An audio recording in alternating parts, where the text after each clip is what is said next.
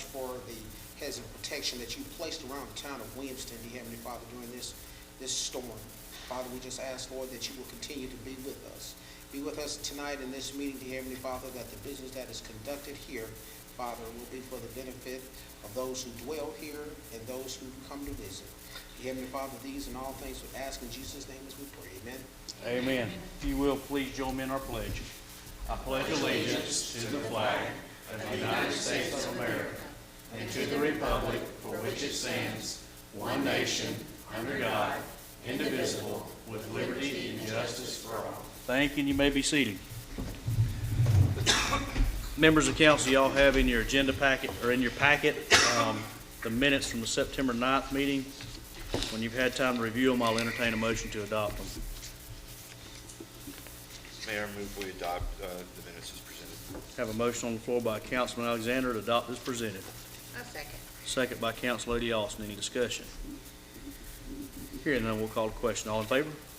And we have none opposed. Public comment. We don't have any public comment, do we? Okay. Special requests and reports. Who wants to go first? Roberta or Miss Pam? I don't mind, but they may rather do yours because then yours might be quicker. But you Roberta, floor is yours, dear. I'm quick tonight, so Outstanding. I don't have a lot. We don't have a lot to go over tonight anyway, so it works out well. Well, I mean, I can dawdle if you want me to. I prefer you not. Okay. Due to the hurricane, we postponed the junk in your trunk yard sale until this Saturday, October the 12th. That's from 7 to 1. Also, due to the hurricane relief efforts, we canceled the pastor's breakfast for tomorrow. So if y'all hadn't marked it off your agenda yet, please do so. And we are not rescheduling that at this time. We helped give food out at the Carolina Community Center this past Saturday, and it was a great success. We have shown movies at 2 o'clock on Thursday, Friday, today, and again tomorrow. The first day we had 6 families, Friday we had 9 families, and today we had 4 families. Boo in the Park is October the 19th at 5 o'clock. Mark your calendars for that. And we also, because of the storm, extended the Fall Scarecrow contest until this Saturday to get your entries up, and online voting will start next Monday. And that's everything we have for October. Fantastic. Quick question. Yes, sir. Would it be would it be an issue or a problem to reschedule the pastor's breakfast this year?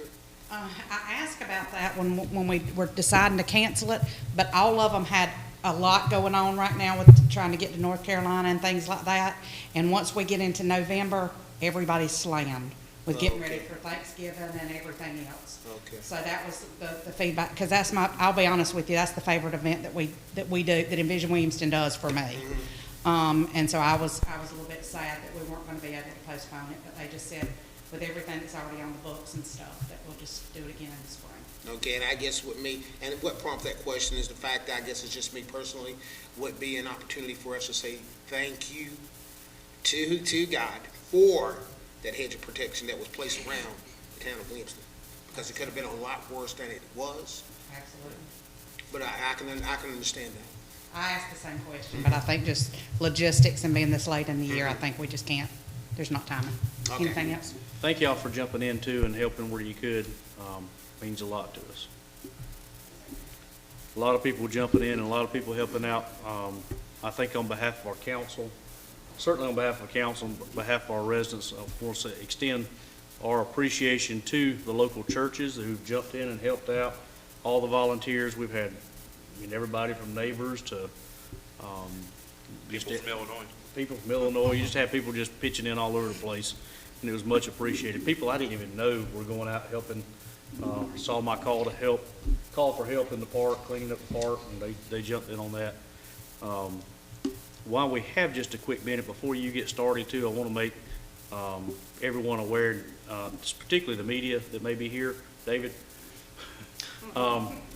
So we have, I entered into an agreement with a company called Ashbrit, who's a DOT contractor.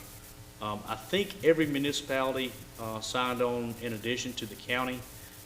They're going to come by and pick up all the yard debris, not construction materials, not garbage, but all the trees. And a couple of reasons why that they're gonna do that, I felt it was in the best interest for them to do it, is the FEMA paperwork is extremely, extremely complicated. Ashbrit, they're out of Florida, they know this system inside and out. They deal with FEMA on a daily basis. That's what they do, is disaster recovery. And they have the heavy equipment that's needed to pick up the trunks of some of these trees and stuff like that, that we just don't have the equipment to be able to do. That's number one. Number two is the way our ordinance reads and the way we do leaf and lawn trimmings, leaf and limb pickup, is it has to be cut in a certain size. And if you have an outside contractor come in and do that work, they also have to haul it off. If you hire somebody to do it, if you do it yourself, no problem. Pile it out by the road, it's gotta be certain lengths. And that's to make sure that our equipment can be able to pick it up and transport it safely. And No normally, longer than 6 feet. right, It's no longer than 6 feet on the length. yep. And normally, we have to truck that to Star. We were able to get permitted a temporary holding site for that debris through DHEC over on our Mill Street property across from the old Pants plant. Ashbrit will be able to pick up to 12 inches long, and they don't care who cut it down. 12 feet long? 12 feet, I'm sorry, did I say 12 inches? 12 feet long, I was about to say,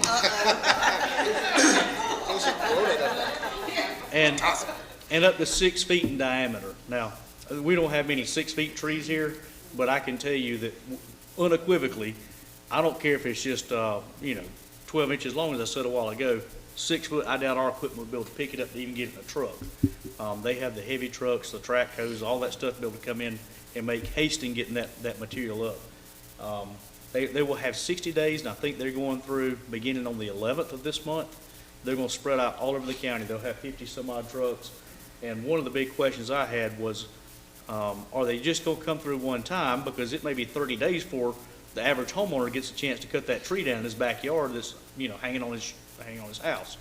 And the answer to that was no, they'll be going back and forth through their multiple passes throughout the duration of that 60-day contract.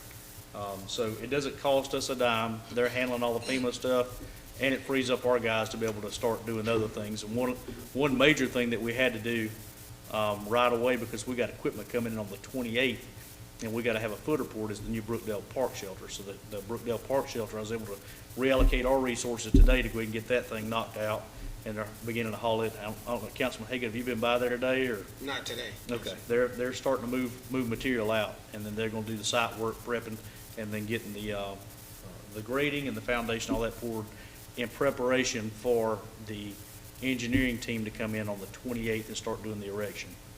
So, lot of stuff going on. Again, thank you to all the folks who have jumped in and pitched in. Members of council, y'all pitched in, here and there. We're greatly, greatly appreciative of it. Can I ask one question? I'm sorry, I know this isn't difficult just to jump in there. Please. The wood that people are cutting up, a lot of people burn wood in the wintertime for their fuel source. Yep. Is there any place that you have designated that wood can be taken for people who need to burn wood? Because we're just gonna pile it on the side of our road and put signs, free firewood. Yeah, and there's gonna be no shortage of firewood this year. I just hate for it to get hauled off and thrown in a landfill when somebody can use it for heat as well. Yeah, if you can go by any ditch and see it actually cutting the logs. There's tons of it all around. Once we get the site on Mill Street safe and operational, what they're doing now is they're currently sorting out, per DHEC's rules and regulations, the brush, cutting it loose from the actual wood trunks. It also makes it more manageable, and they're separating it there on site. Once they get that stuff separated to the point where you could come in with a saw and cut logs, we'll definitely look at doing that. But if anybody wants firewood, there's no shortage of it these days. And if you know somebody really is desperate and wants some, I've got tons of my property. I'll be glad to give it to them for just coming and hauling. Any other questions? All right. Miss Pam, the floor is yours, dear. Thank you. First of all, I want to tell you all that it's refreshing to see all of your group come together. And it's not just for this event, several things if you had, or you call people to help, and you have your neighbors come and help, and from the other towns too, but it's really nice to see that You put on a great event, so kudos to you. So yes, it's nice to see everybody come together, and sometimes we have, in the world, things are a little chaotic, but it's not here in Anderson, South Carolina, so that's nice to see. But congratulations on everything y'all are doing in Williamston. So we greatly appreciate you. So I want to talk to you today about fixing Anderson County roads. Obviously, that's hugely important to us. You can turn next. That's you. Me? Yeah. Me? Sorry. Surprise! So I think it's no surprise to anybody that this is the number one complaint in Anderson County is our roads. It is all was, throughout it's the state. power now. Yeah, that's correct, the storm. And Ingles. Yeah, it'll come back to the roads though. Yes, next. So Anderson County is charged at taking care of over 1,550 miles of road to maintain. And just wanted to kind of give you a synopsis there. If you look at a Rand McNally map, that would take us all the way from Anderson to almost Phoenix, Arizona, so past Santa Fe, New Mexico. So that's a pretty, when you see it in that kind of scale, it says a lot to you. And currently, the budget that they have in Anderson County for roads and improvement would pave approximately 6 miles of roads. Next.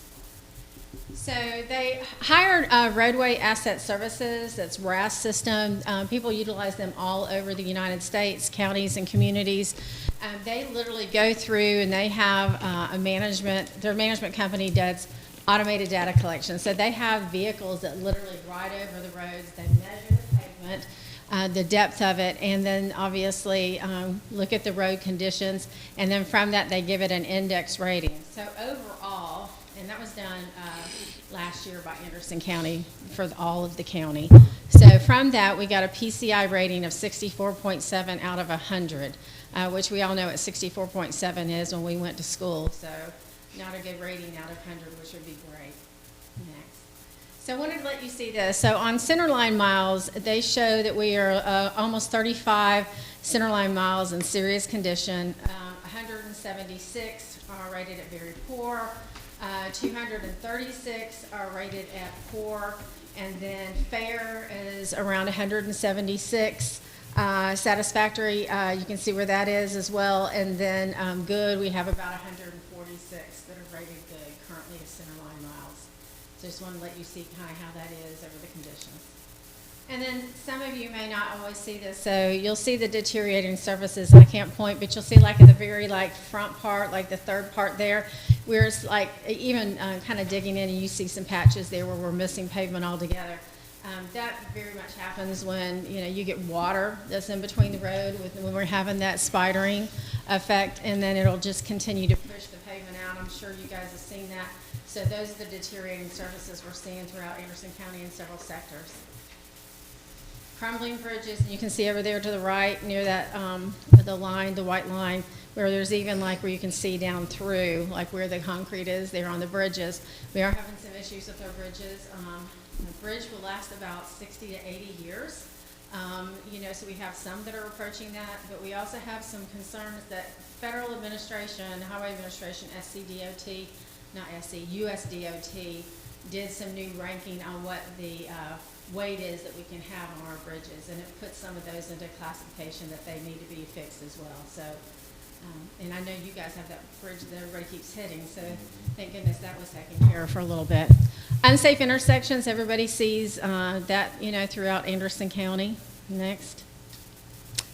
Currently, there's a $243 million, that's not a typo, $243 million project backlog for Anderson County on our roads. So the focus is on improving roads and bridges and overall safety throughout all of Anderson County. Next. So the immediate actions that Anderson County took, well, they have an integrated mapping system now. They've identified and prioritized the projects. They've done increased project pavement and engineering capacity. They've leveraged their private funding. They've renewed priority on road projects, and they'll continue to focus on improving our road and bridge conditions. And this funding, if approved on November 5th, will allow us to bring about greater change, obviously at a more rapid pace. The investment over the past 10 years that Anderson County has made is $26 million invested by them.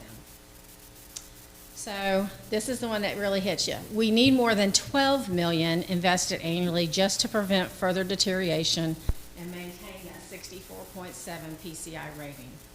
And significantly more than that, obviously, to improve the state of our roads. And historically, we've spent far less than that. Wanted to give you some scenarios here where you can see the different ratings of poor. You can see the spidering on the poor roads, and obviously a great deal there. And then on the far one, it's an asphalt, or not asphalt, a pebble road. Next. Fair conditions. You can see some spidering, but it wasn't to the effect of the poor roads on those. Next. And then you'll see the good roads. Obviously, big difference.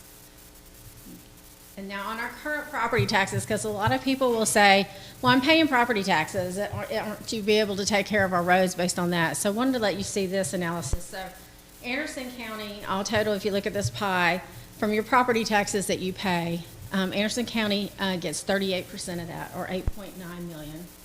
And they are the only ones that is charged with taking care of the roads as well.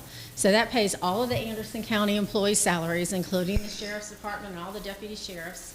So that's a great deal that they have to deal with, plus the roads.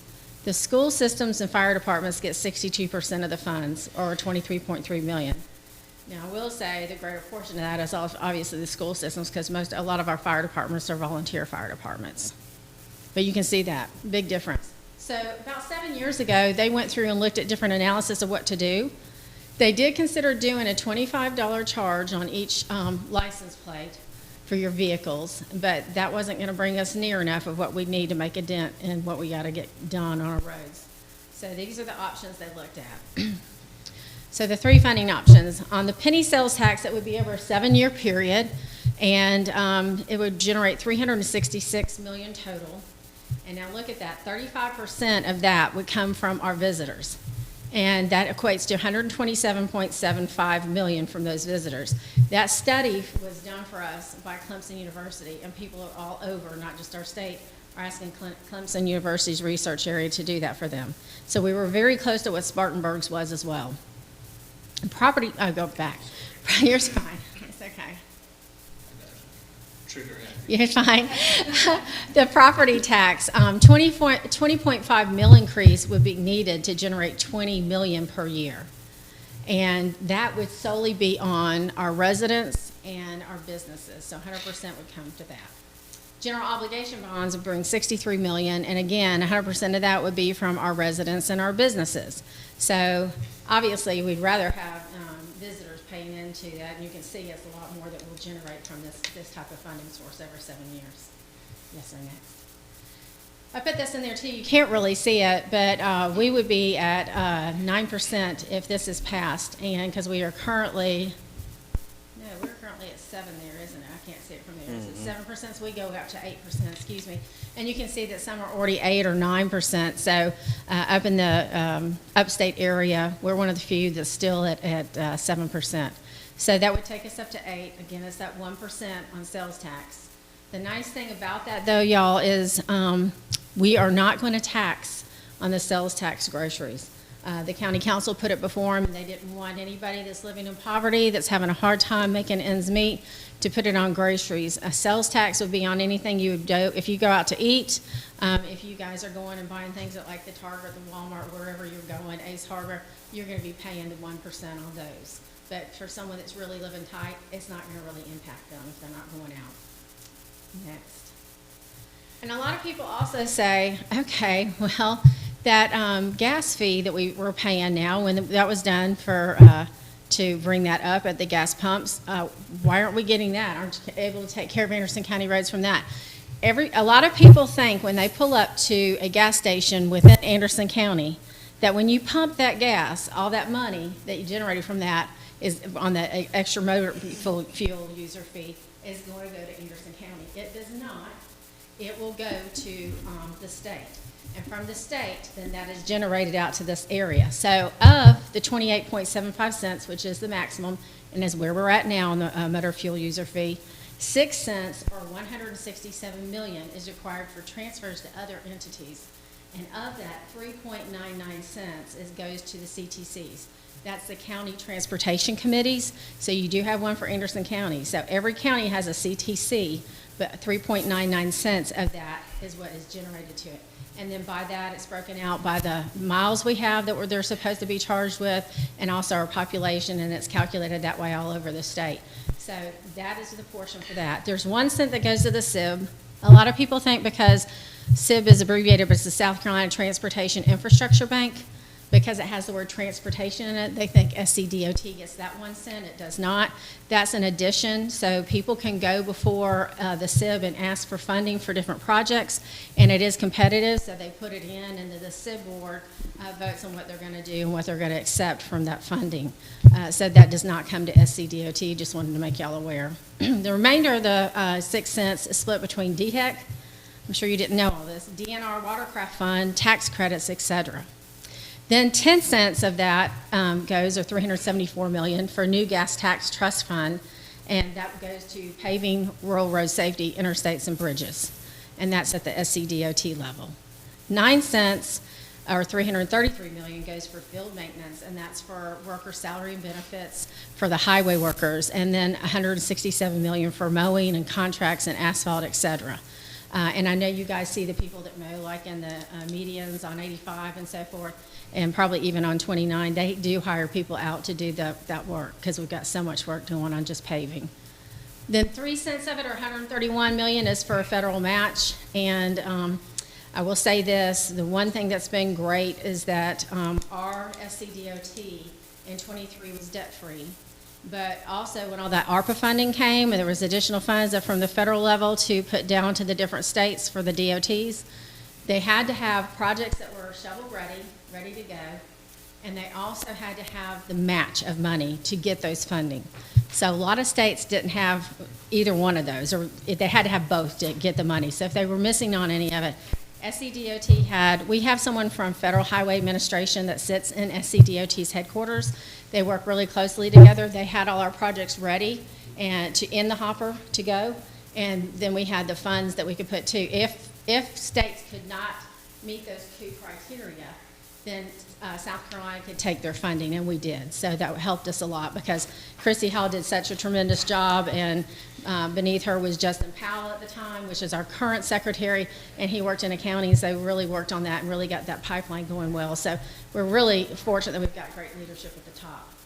And then less than 1 cent goes for other projects and programs.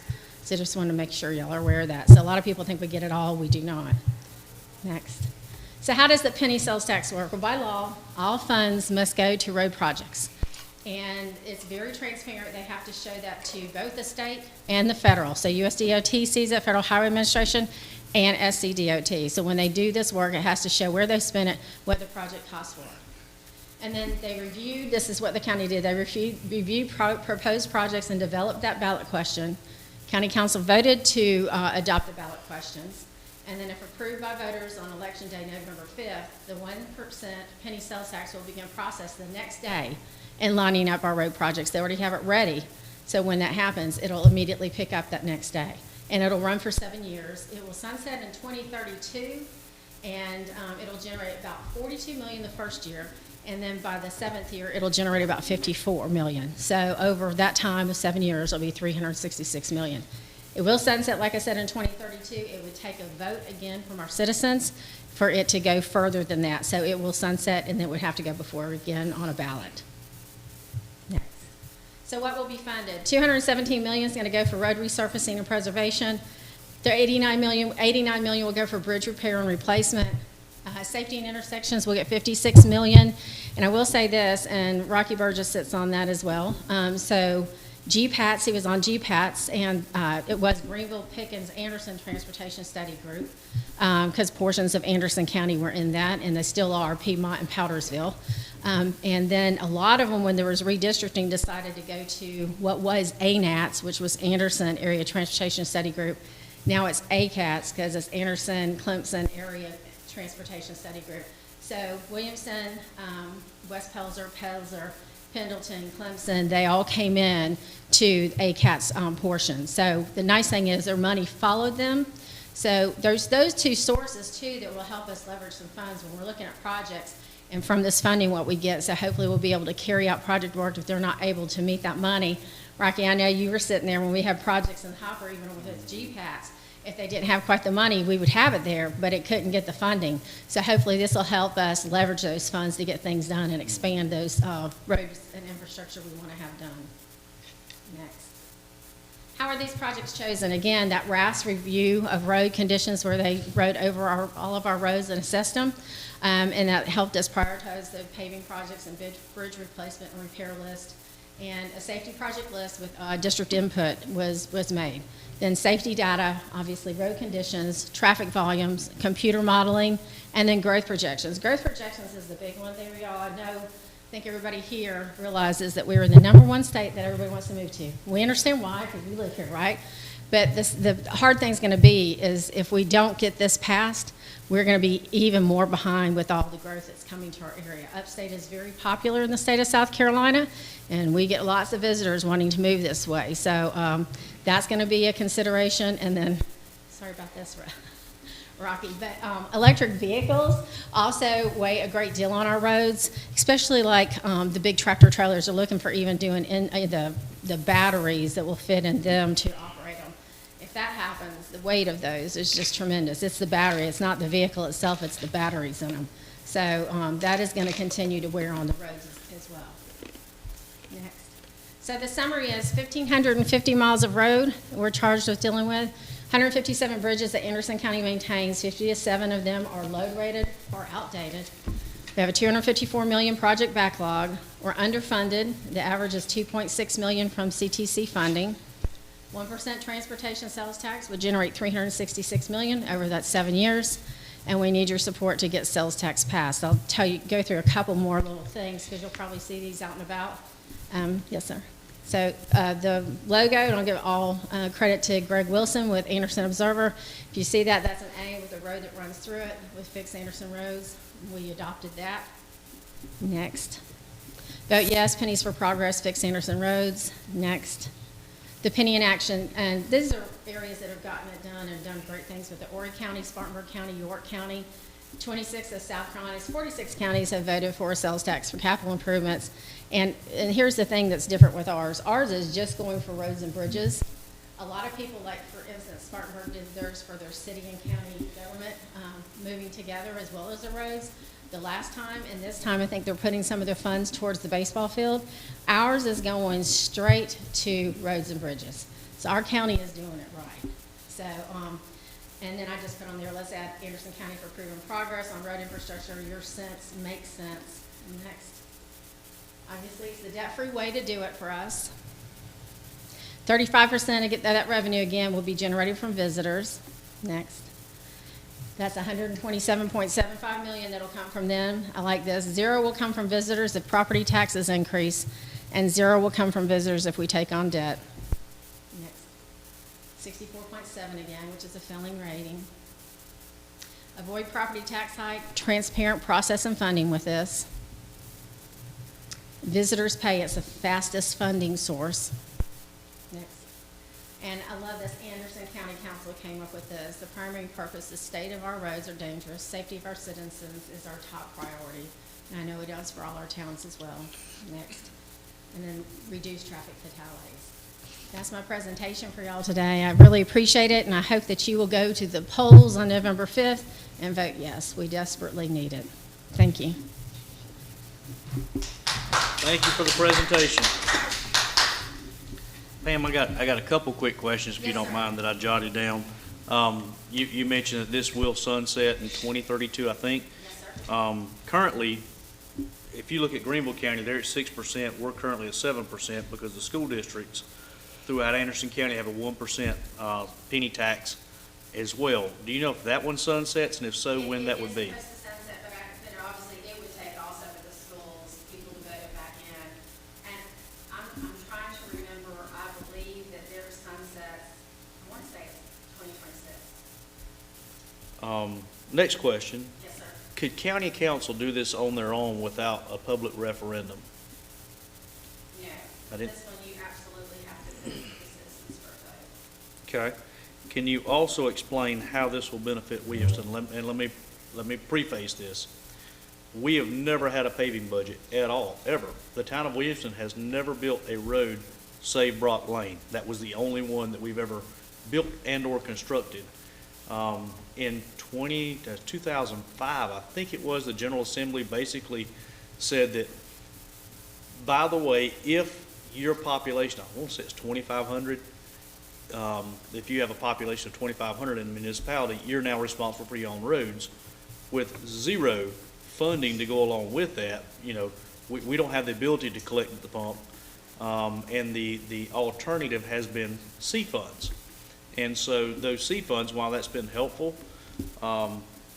we end up becoming competitors with the county, and they have a lot more road mileage than we do. And we're friendly competitors about it, but we've got needs the same as the county has needs. So my question to you is, how will this benefit Williamston in particular?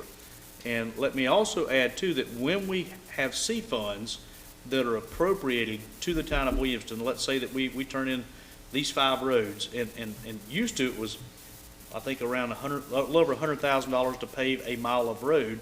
It's now around $460 to $480, $480,000, and that came shortly after the passage of the gasoline tax increase. And my theory is that there's just too many projects in the pipe, not enough contractors, and everybody's giving you the we're busy price. How would this help Williamston, and what does that look like for us? We have a 10% match that we have to come up with. For example, we just had $1 million appropriated, a little over $1 million in C funds for 5 roads. Well, that means that I've got to come up with, there's actually $1.2 million.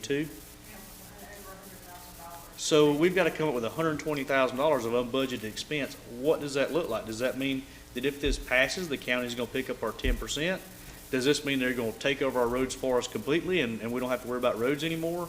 What does that look like for Williamston? I know that I've heard Rusty say we're going to help the towns, but nothing specifically. And what does that mean? Right. Well, obviously, when we hit that on November 5th, we'll know. But what they are looking to do, and I will say this, I think Anderson County, from what they've expressed to me, and I know they've talked with the mayors, they absolutely do want to work with you. I mean, I think we're looking at it like Rand McNally. Only people that look at a Rand McNally map just see lines. We're all Anderson County. And we're not just going to take care of the unincorporated area. We're going to take care of the towns as well, because it's all of us. I mean, all of us are in it together, just like what we've had to go through with the storms. So they're going to look at Anderson County as a whole. I don't know what they're going to do on this, what you said that you're required to do the 10%. Hopefully that's something we can. I've heard through the grapevine, not official word, that was part of it that they would do as far as taking care of the small towns, is that they would cover our match, but I haven't heard that or seen it in writing yet. And I can find that out for you for certain, because I do know that Rusty has really been hard on that, but we need to work with our towns and get that done. And also, all of your people that are on county council, Cindy, I believe, is over yours, right? So Councilman Cindy, she's behind that. She says we got to do something for our areas. They can't afford to take care of it. I understand, and Rusty does too, that you don't generate enough money to really take care of the roads like you all want to do that. And so that's what we're going to do with this, because it's going to have to be like we just did with the storms. We're all going to have to come together, vote this through, and then work on our roads collectively together. And he's going to pull y'all together. I know he'd done a litmus test with y'all already on it, trying to see if you were behind it. So I know the mayors were. So, he's definitely going to pull you in together, and let's look at what we can do. And some of your roads are on that list already. So I consider you somewhat of an expert in the topic. I have one final question. Let's say that the county does not pass this. Is there any municipalities now in the state of South Carolina that have done this on their own? And is it even legal to do that? I don't know that, and I can find that out from you. I'll talk to SCDOT and see if they found any. This, to my knowledge, from us talking about it, SCDOT, only counties have put through for it, and I think it is. A lot of folks don't realize even though the town of Williamston has its own governing body that's here today, we're not autonomous. Right. By any stretch of the imagination. We're heavily regulated on what we can do by the state General Assembly. We can't increase property taxes most of the time, even if we needed to, due to Act 388. It makes no sense to do it. We can't really make decisions that are good for our community because we're governed from the top down. So I would be curious as to if there's any municipalities, Greenville, larger municipalities, that are doing this already. I know there is some doing stormwater, which is another totally separate issue that we have that's, it seems like a never-ending issue. It's 30,000 here, 50,000 there. We're writing checks out all the time to replace, stormwater culverts that are put in the ground in the 60s and 70s that are galvanized, they're rusted out, so, anyhow, thank you very much for the presentation. That was very informative. I know that our council feels the same way. Do we have any more council members have any questions for Pam? Do you know how they're gonna allocate the funds once they receive them if this is passed? Yes, they're going to put it towards the roads, and they already have, they're looking at several contractors, and they're also talking with SCDOT. What we'll try to do too is if they have a road that they're meeting up with, and I didn't kind of go into that with leveraging, hopefully we'll be able to leverage too, as SCDOT is working on state road projects, any roads that we have that kind of, are adjacent, adjacent to those roads. Hopefully we'll be able to share those dollars. It could be too that it'll help us in cost as we're looking at who we're looking at for contractors. If it's going to cost us less to go with the state and continue the contract work, because I know exactly what you're saying. It's hard for us to get people. And I know you and I had a little sidebar conversation, so maybe there's things we can look outside the box. I know that's not everybody's here, but we're going to have to. You can get better pricing if DOT's doing some work, along 29, and we need work on Cherokee, which connects right to it. They're there, they already got boots on the ground, they're not having to mobilize equipment, that you can get a better rate for that, so. Yeah.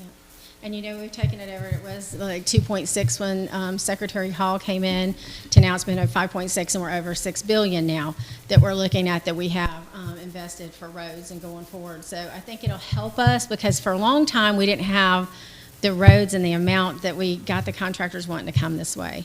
And we are getting to that point where they're wanting to, and obviously they're going to be wanting to be directed now, because I hate to say it, but we all see that North Carolina, South Carolina, Tennessee, we've all had a hard hit with this storm, so we're going to have to be rebuilding a lot of areas we didn't even have on the list for the state level. So, that'll help us with getting more contractors in this area, and we'll continue to work on that. But I do take to heart what you said, and hopefully we can sit down, and I know I mentioned a little bit, but we'll sit down with Rusty and with the mayors and see what we can do and pull together. But that's what it's going to take. Yep. With anything we've all been successful on, it's when we all pull together to get things done. Absolutely. Thank you very much. bet. Thank We you. appreciate you. Mayor, I'd like to speak for a minute on this Please. topic. Mayor, let me ask you a question first. Has in recent years, does Anderson County, not C funds, but Anderson County directly allocate any funding to us at all for paving? No. Now, let me back up. Previously, county council had in their budget, and we're talking pre-COVID, actually pre-2009. 10 plus years ago. Yes, we were appropriating, and forgive me the amount, it was a small amount, it might be 15.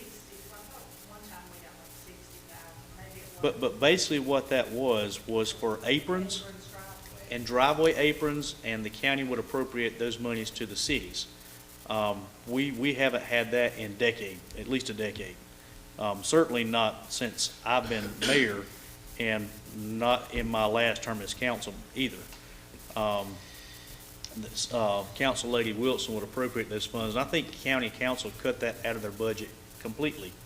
So we're left, if you have a aging apron, you're on your own. There's no money there for an apron. Used to, when you had a contractor build a home, we would go through and put in the apron for you, put in the culvert and the apron.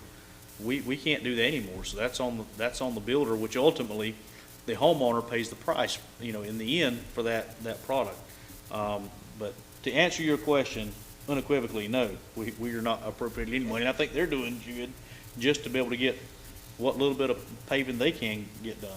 Because it's not a great deal, but I do know when I first came here, the different towns got a certain percent of money from it. But, The way we did that, Councilman, was 60,000 was appropriated, and we could hire an outside contractor, but 9 out of 10 times, let's say it was $2,000 to put that apron in, the county would do it and deduct out of that balance. We never actually got a check, I don't think. That's what I was saying. It might have just been that we had 60 in at one time because it would roll over. That was supposedly appropriated. from the bank. Best of my recollection was $15,000 or $20,000 a year that was appropriated in the county budget. We never got a check for it, but what we could do is pick up the phone, call and say, how much do we have left in our little pot of money? You've got 5,000 this year. Okay, we need an apron at so-and-so.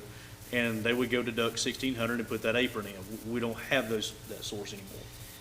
So Mayor, my concern is, and I've not said anything publicly about this referendum, but wasn't aware that we were going to have this presentation tonight. And I certainly understand and respect your presentation, and your job is to come here and hopefully the people listening at home too heard all of it and convince us to vote yes for this. However, because that's a public presentation, I want to give my public thoughts for what they're worth. It may be nothing. But this has been an ongoing issue with the town of Williamston, Anderson County, and towns, municipalities and counties in South Carolina. We got an Attorney General's opinion that was unfavorable several years ago, and that was regretful. But used to, if you talk to people who were involved years ago, the town of Williamston had no roads. There were county roads and state roads. And you can look back in the records where the county maintained the municipal roads. Again, as we've said, that has stopped, and current interpretation of state law and the Attorney General's opinion, the county does not have to maintain town roads. The town has no means to maintain its roads. The town has not gotten any, as he just said, the town gets no appropriations from the county for roads that are inside the town limits. I appreciate what the representations that have been made that they are going to help us with this, but the county administrator can't make that decision on his own. It would have to come from a vote of the council. I think our councilwoman would vote for us, but she's 1 out of 7. So there's no way to make that guarantee right now. There's nothing in this referendum that guarantees Williamston or any of the other municipalities anything. And I understand the county's own needs for roads that are outside of municipal limits. The county would, even if the county repaved everything they had outside of municipal limits that was not a state road, this would still probably not be enough money because they're struggling to maintain theirs as well. So I understand that, but I just don't think that I have my constituents, our constituents, ask us all the time, what's the point of living in the city limits? What do we get for our county taxes? What do we get for our city taxes? Things like that. And it's hard to tell them what we get. We're double taxed and get less services than people who are in the unincorporated areas for the same fee. Now, of course, we get extra services for paying municipal taxes, but if you compare the services that somebody that lives outside of a municipal area from the county to what services somebody lives inside a municipal area, we get far less, and the county couldn't do as much. A good example is the sheriff's office. Imagine them having to take care of everything that all of the municipalities took care of. They would never be able to do it. So that's what our constituents have expressed to us, and but we'll see what they, I do appreciate that this is a referendum and the people can speak one way or another on it, but it's my hope that if it passes, that Williamston will get some direct relief from this. If I can kind of answer towards Please. that. So, I will say this, so a lot of people don't realize, but SCDOT is the 4th largest Department of Transportation by miles that we take care of. We have 41,000 miles in the United States, so we're the 4th largest. And that is because many towns said they could not take care of their roads, and SCDOT took them back, because they're not going to have roads not maintained that need it. But here's the difference. Other states wouldn't. SCDOT did. So, I mean, if there's something that you can't, you have an issue with, we can definitely talk through SCDOT with that. But here's what happened, is many different towns, and it would probably be way before you even, and, McDormand and so forth. But anyways, towns said they wanted their roads. So they went to SCDOT and asked for their roads for them to maintain it, because they wanted to be able to close the roads for parades, things they did for parks, recreation, those kind of things. And they couldn't, obviously, by just them voting a vote, unless it was done at the SCDOT level, if it was a SCDOT state road. So that's the big difference. But a lot of people don't realize some of those roads that you have were asked for by towns. If there is a concern with that, you definitely can talk with SCDOT. And I know that that is something we're going to continue doing, like you had even mentioned in it. A part of it is, like you just said, that the sheriff's department, the limited resources they have. Same thing at the county, but that's why we're trying to do this, so we can help take care of the towns as well. So I think you will see a difference, and I know you've seen the difference at SCDOT with us working with our district offices and the things we've been able to do. So I can tell you, Pam, unequivocally, DOT, the local folks here, and Pam has been excellent to work with. Anytime I've had a concern, they've been Johnny on the spot. They can't fix all my problems, but they've at least addressed what they could and been pleasant to work with. And I'll tell you one big change. You mentioned that when you pump gas in Williamston, you think that it stays at least in Anderson County, and it doesn't. What we used to have is whoever was in power, primarily in the Senate at the time, was where that money got funneled. So, for many years it was Florence. For several years it was Greenville. And so the bulk of those funds that were paid throughout the state followed whoever was in power at that time, and generally it was the pro tem of the Senate was who was in control of those funds. I am proud to say, and I can look on DOT's website, it's an open book. That is no longer the way roads are funded in South Carolina, and that is a refreshing change. If you look, those roads are rated based on the condition, and if you look at South Carolina 20 out here, right here, it's the #1 in Anderson County to be paid, and it's to be paved this year, I believe, is at least what DOT's schedule is. Whether they're able to meet that with the criteria and weather and everything else going on, I don't know. But I will say that's been a refreshing change to see how funds are actually allocated based on the need, not who's in power. And I don't, Councilman Cole, mentioned some of his concerns. I don't think any of those concerns were, correct me if I'm wrong, were addressed toward DOT. It was more toward the county. Yeah, that's right. And their lack of. Sure. Um, But I do want to give you an opportunity that, we might be able to work with Yeah, them as well. and the county has been, don't get me wrong, the county's been great partners to work with. There's times where we go into a C-Funds meeting, and I'm there, Holt's in there, and we're both, we both have pressing needs, and we're both going after that little pot of money there, and we get into some pretty spirited debates, and oftentimes I'll step back, I'll say, Mr. Chairman, we're gonna step back on this one. The county has needs too. Let's fund their needs, but don't forget me next time. Next time we have, and it's generally, 4 times a year, there's money deposited in, and they generally meet at least 4 times a year. And I will say, Chairman Townsend's been excellent at coming back, and we've had members Jim Simpson and Grayson Kelly that both have been great advocates for the town of Williamston and making sure that we are getting at least some funding. My biggest concern is that 10% match. It was a couple times we've had to do that in the last 12 to 24 months where we've had to come up with over $100,000 just off the cuff like that, unbudgeted expense, and that's terribly difficult to do. And especially for other towns that don't have a fund balance. Right. We're blessed that we do have a fund balance. To Yeah. deposit But that's cash. because we're frugal as heck. Yeah, no, they're right.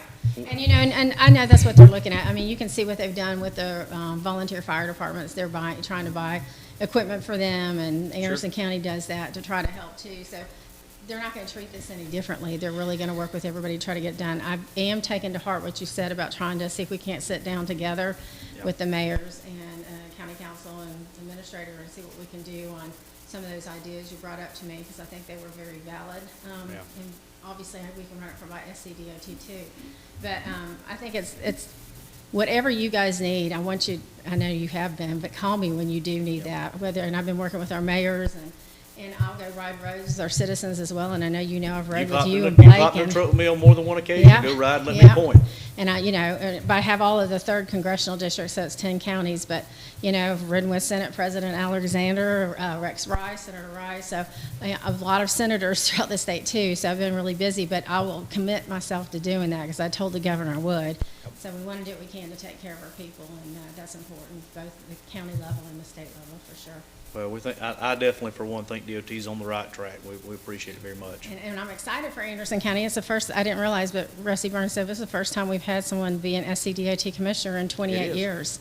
First time. So hopefully that'll give give us some attention. And by the to way, what's for going on. those of you in the audience who don't know, Pam is the chairman of the DOT Commission.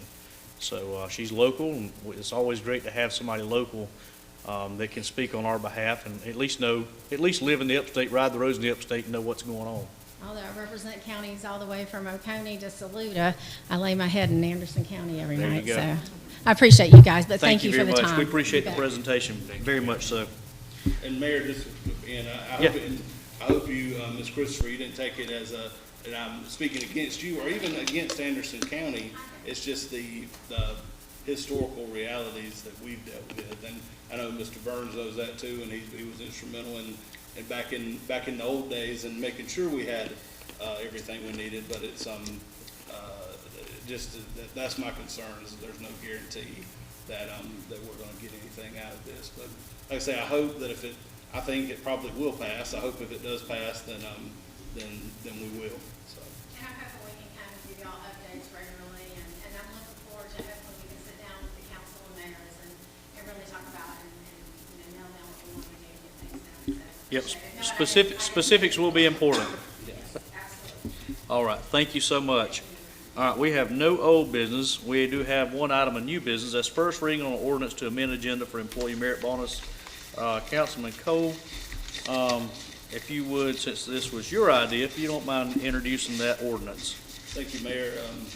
I will. It is an ordinance amending the budget for the town of Williamston for the fiscal year ending June 30th, 2025, to establish funding for employee bonuses.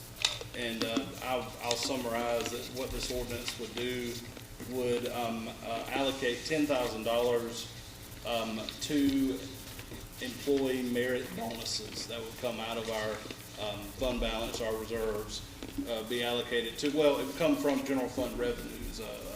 We hope the revenues are more than what we budgeted, but it'd be $10,000, allow the mayor to, in his discretion, to give any employee merit bonuses to any town employees or volunteer firemen for outstanding service performed to the citizens of Williamston.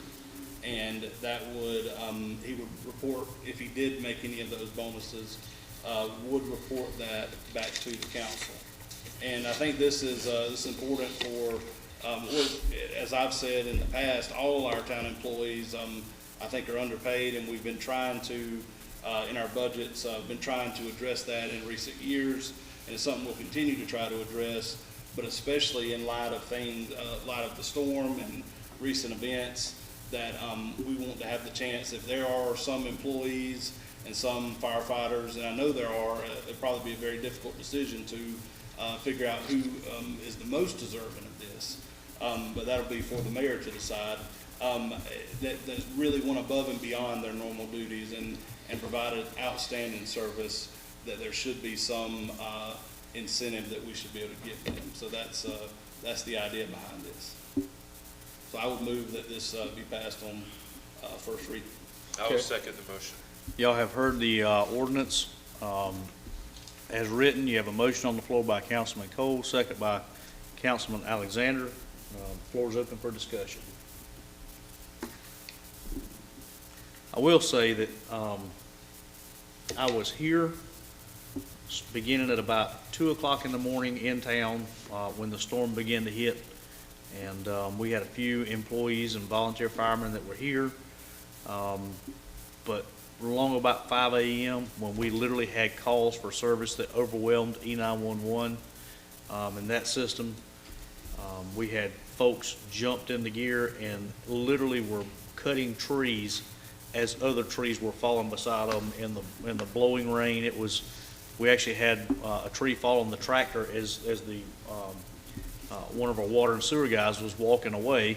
The tree literally fell on the tractor, as he's getting ready to come to cut another tree. So it was a pretty hairy situation, and there are most definitely some folks who went way above and beyond.